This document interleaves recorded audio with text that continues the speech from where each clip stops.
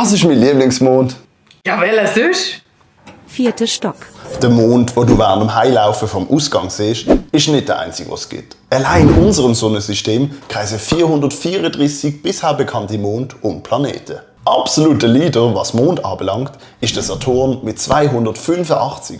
Im Gegensatz zu unserem Mond haben die anderen Monde auch sehr schöne Namen bekommen, die immer einem Thema zugeordnet sind. Zum Beispiel die Monde vom Uranus sind nach Figuren von Shakespeare und dem Alexander Pope benannt. Sie heißen zum Beispiel Ophelia oder Titania. Für die Forschung besonders interessant sind die Jupitermonde Europa, Ganymed und Callisto. Weil bei ihnen geht man davon aus, dass sich tief unter einer dicken Eisschicht Ozeane befinden. Und die besitzen alle Eigenschaften, die es braucht, damit Leben entstehen kann. Die könnten uns also in Zukunft den Arsch retten. Genau aus diesem Grund ist die Raumsonde JUICE auf dem Weg Richtung Jupiter. Die hat die Weltraumgesellschaft ESA 2023 losgeschickt. Die Schweiz ist übrigens auch an dieser Forschung beteiligt. Musst dich aber jetzt noch ein bisschen gedulden, weil JUICE wird voraussichtlich erst 2030 beim Jupiter ankommen.